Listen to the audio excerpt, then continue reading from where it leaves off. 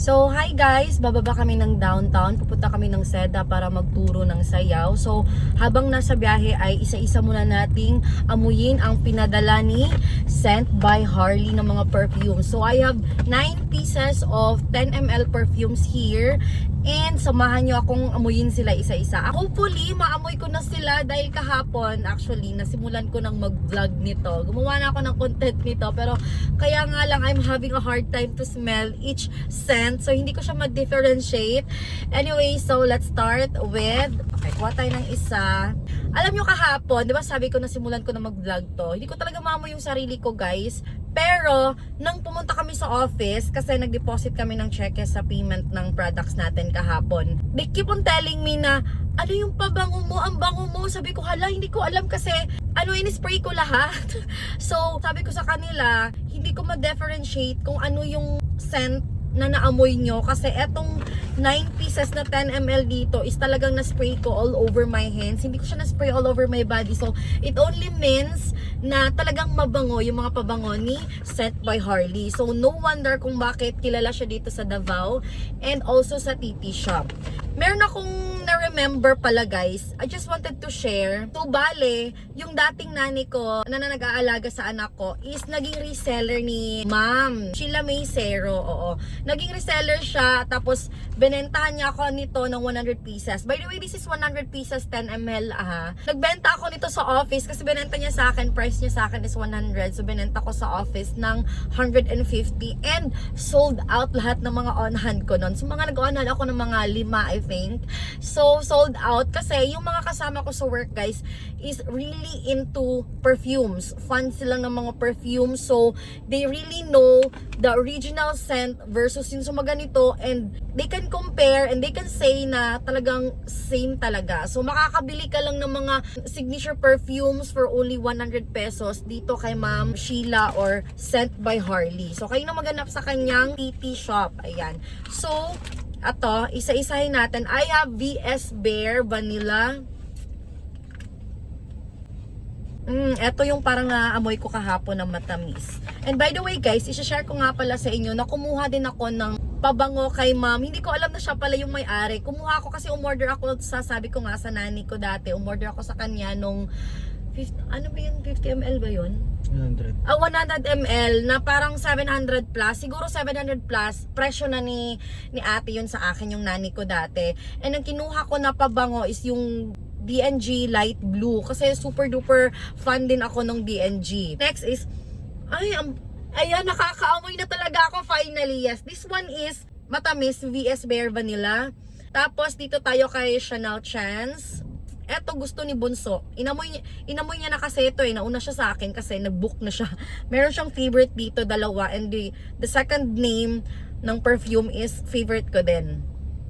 Ay, oo nga. Mabango si Chanel Chance. Diba? Baccarat. Eto yung second perfume na binook na sa akin ni Bunso. Kasi gusto niya si Chanel at si Baccarat. Si Baccarat, I have one also. And I also saw the video of Kat Melendez. Parang reflection ng mga bags niya and perfumes. And isa sa favorite niya is si Baccarat din. Hindi ko alam if, correct me if I'm wrong, if it's Baccarat Rouge or Rouge. Kaya na bahala. Iba yung scent niya. Pero Baccarat pa rin. Pero may pagka-something na parang sarili niya talagang, iba siya. So, hindi ako nagpabango ngayon, by the way, kasi dito na ako magsuspray-spray.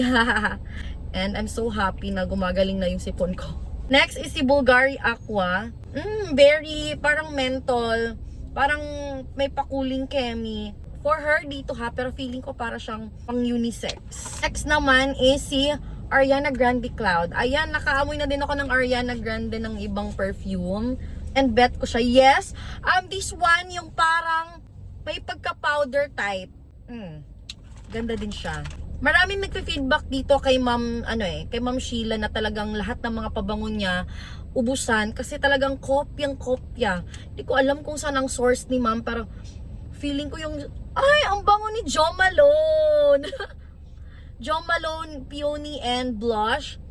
Yes, ang bango niya. Actually, kahapon sabi ko, ibibigay ko na sana to sa mga kasama ko sa work dati sa bank. Sabi nila, bibili na kami, ano ba? 'Di ba? Ang supportive, ganyan yung mga friendships, ganyan yung mga kasama sa work or former na kasama sa work.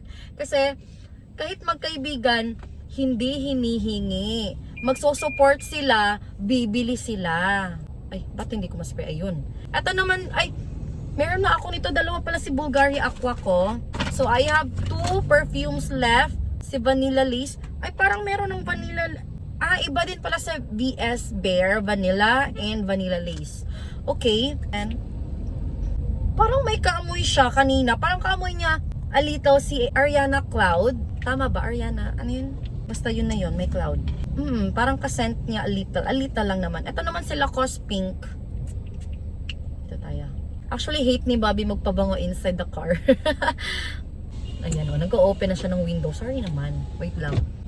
Mabango din siya. Well, lahat ng pinadala sa akin, sayang lang merong 2 scent na magkapares. Anyways, lahat ng pinadala sa akin, puro mababango and I super duper love it. Kasi, kahit may everyday errands ako, pwede ko silang suotin isa-isa. O, diba? Hindi na ako lugi sa 100 pesos ng ating 10 ml kasi apakasulit kasi talagang ang bango, guys. So, thank you, Ma'am Sheila. Ayun ang ingay. Thank you, Ma'am Sheila Cero, ha, for sending me this. And ngayon ko lang nalaman talaga na ikaw pala yung mag-ari na pinagbilhan ko dati na talagang na-amaze ako na grabe talagang magka-same amoy. Talagang kopyang-kopya. Parang ang source mo talaga is doon sa original nung sa mga mamahalin, 'di ba? So, I'm really amazed and thank you so much. I'm so happy. Thank you. And good luck sa ating business, ma'am. Sa lahat ng mga hilig ng pabango, ayan, i-reach out nyo lang si Ma'am Sheila or Scent by Harley. Ayan lang. Thank you for watching.